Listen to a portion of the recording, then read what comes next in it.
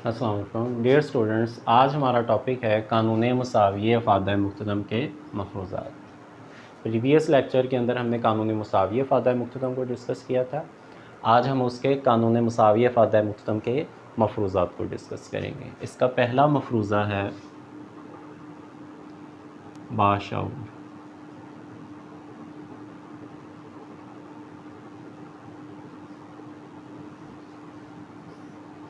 कि जो एक सारफ़ होना चाहिए वो बाशऊर होना चाहिए, अक्लमंद होना चाहिए। इसका मतलब ये है कि जब वो अपनी आमदनी को देखे, अपने वसाइल को देखे, अपने ज़राए को देखे, तो उसको देखते हुए अपनी ज़्यादा से ज़्यादा ख्वाहिशात को पूरा करने की कोशिश करे। और फिर ख्वाहिशात को कैसे पूरा करे कि वो क्या करेगा, ख्वाहिशात को 3 हिस्सों में तकसीम कर देगा। पहला बुनियादी ज़रूरियात, फिर उसके बाद सहूलियात, और उसके बाद आसाइशात आ जाती हैं उसके पास। तो इसका मतलब सबसे पहले हमारे पास जब सोर्स होते हैं तो हम क्या करते हैं, बुनियादी ज़रूरियात के ऊपर ख़र्च करते हैं, फिर हम सहूलियात की तरफ आते हैं, और फिर उसके बाद आसाइशात की तरफ आते हैं। सेकंड है हमारे पास मफरूज़ा अफादा की अददी पैमाइश।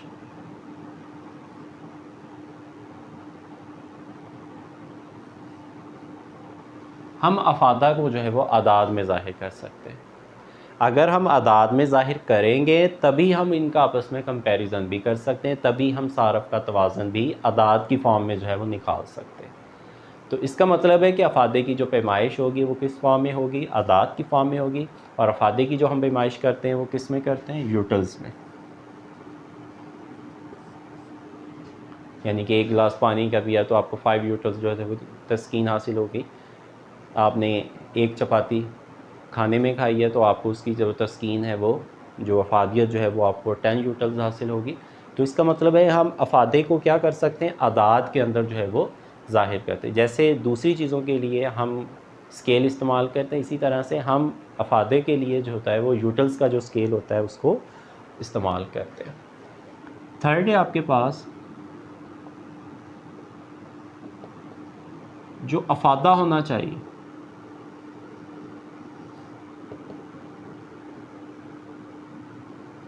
वो तकलीली होना चाहिए। और ये अफादा कौन सा होना चाहिए आपके पास, अफादा है मुख्ततम।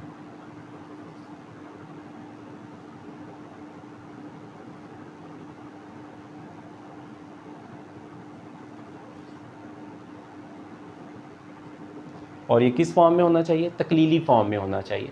इसका मतलब ये होता है कि हम जैसे जैसे किसी भी शय की इकाइयों का इस्तेमाल करते हैं तो उसकी अफादियत में आहिस्ता आहिस्ता कमी होती जाती है।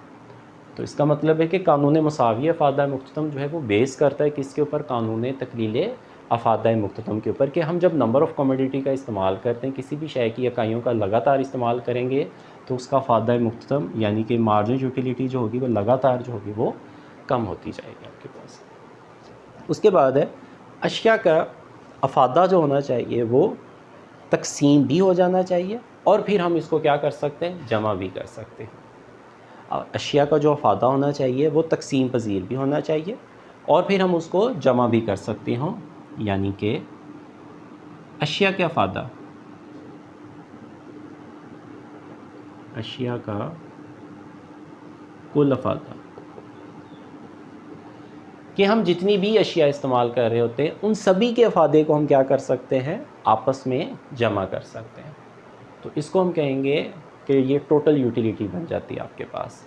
यानी कि जो चेंज होता है वो तो हमारा मुख्ततम बन गया, अगर हम उसको सम अप कर लेंगे तो ये आपके पास कुल बन सकता है आपके पास। उसके बाद नेक्स्ट है ज़र का फ़ायदा है मुख्ततम, कि जो ज़र होना चाहिए, ज़र का फ़ायदा मुख्ततम, ये साकन हो आपका। ज़र का फ़ायदा क्या होना चाहिए, अफादा मुख्ततम जो है वो साकन होना चाहिए। इसका मतलब ये होता है कि इसकी जो तब्दीली होती है, ज़र की वैल्यू में जो तब्दीली होती है वो ना हो। क्योंकि जैसे ही ज़र की वैल्यू में तब्दीली होगी, प्राइसेस मार्केट में इसका मतलब चेंज हो रही है, साथ ही हमारा कंजम्पशन पैटर्न जो होगा, ख़र्च करने का जो रवैया होगा वो तब्दील हो जाएगा। तो यहाँ पर लाज होगा वो आपके पास चेंज हो सकता है। तो ये अशिया के अफादे को अगर हम जमा कर सकते हैं, अशिया के कुल अफादे को, तो इसका मतलब ये होता है कि हम अशिया को छोटे छोटी इकाइयों के अंदर हम तकसीम भी कर सकते होते हैं। ठीक है। अच्छा, यहाँ पर कानून मुसावी अफादा मुख्तदम के ये मफरूज़ात हो गए। इसके बाद कानून मुसावी अफादा मुख्तदम के ऊपर तनकीद है।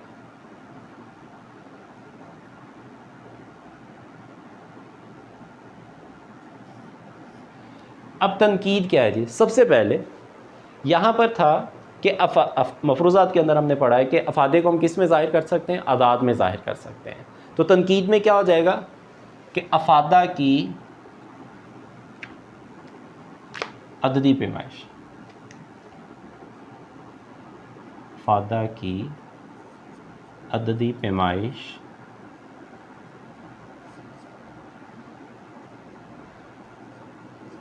मुमकिन नहीं। अफादा की जो अददी पैमाइश है वो मुमकिन नहीं। मुमकिन क्यों नहीं? क्योंकि अफादियत जो है इसका ताल्लुक़ किसके साथ है? जहन के साथ।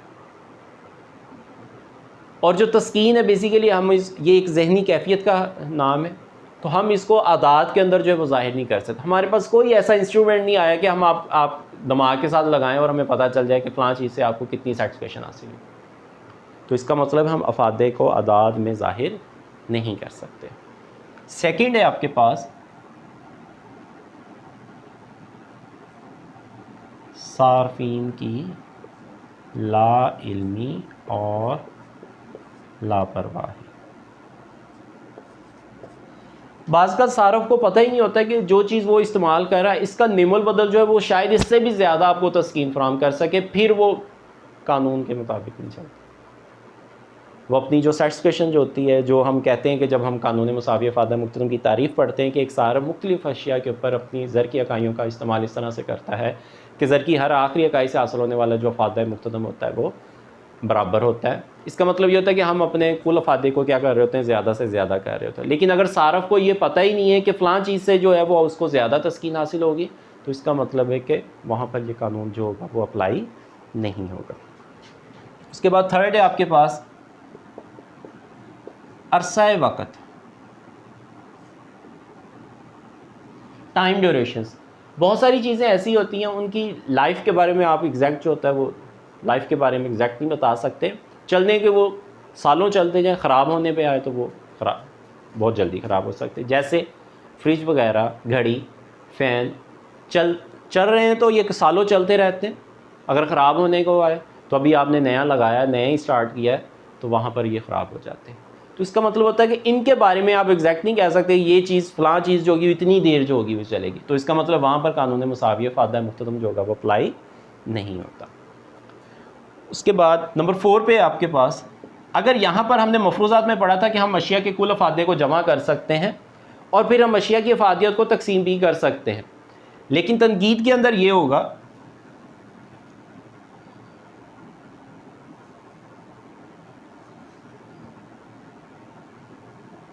तकसीम पजीर ना होना। बाज़ अशिया ऐसी होती हैं जो तकसीम नहीं हो सकती आपके पास। क्यों नहीं हो सकती? उसका रीज़न ये होता है कि जब वो तकसीम होती है तो उनकी वैल्यू बिल्कुल ख़त्म हो जाती है, उनका हर पार्ट्स जो होता है वो इस्तेमाल के काबिल नहीं रहता। आप एक घड़ी ले लें, घड़ी को खोल के रख दें, बिल्कुल उसके पार्ट्स अलग-अलग कर दें तो हर एक की इफादियत अलग-अलग हो जाए। तो इंडिविजुअल जो होगी वो किसी काम का नहीं होगा। मोबाइल फ़ोन है, मोबाइल फ़ोन को आप खोल दें, बैटरी उसमें से निकाल दें, सिम उसमें से निकाल दें, पैनल उसका बीच में से निकाल दें, तो जब आपने उसको तकसीम कर दिया तो उसकी इफादत जो थी वो बिल्कुल ही ख़त्म होगी। तो फिर आप उसमें से कॉल नहीं कर सकते, मैसेज नहीं कर सकते, इंटरनेट नहीं यूज़ कर सकते। तो इसका मतलब बाज़ चीज़ें ऐसी होती हैं जब वो तकसीम होती हैं तो उनकी इफादत जो थी वो ख़त्म हो जाती है। 5 पब्लिसिटी के असरात। बाज़ का ये होता है कि कमर्शियल्स इतने ज़्यादा आते हैं, बार बार टीवी के ऊपर जो होती है एक ही चीज़ जब रिपीट होती है, बार बार कमर्शियल आते हैं, तो फिर आपको ऐसा लगता है कि शायद ये चीज़ जो होगी वो वाकई इतनी अच्छी होती है। एक्चुअल में अगर वो इतनी अच्छी नहीं है, हम फिर भी उसका इस्तेमाल कर लेते हैं। तो इसका मतलब होता है ये पब्लिसिटी के असरात है। हमें उतनी अफादियत तो नहीं हासिल हो रही, लेकिन हम फिर भी उन चीज़ों का इस्तेमाल करते हैं। तो वहाँ पर भी ये जो कानून होगा वो अप्लाई नहीं होता आपके पास। और नंबर 6 पर है आपके पास फैशन और रस्म व रवाज।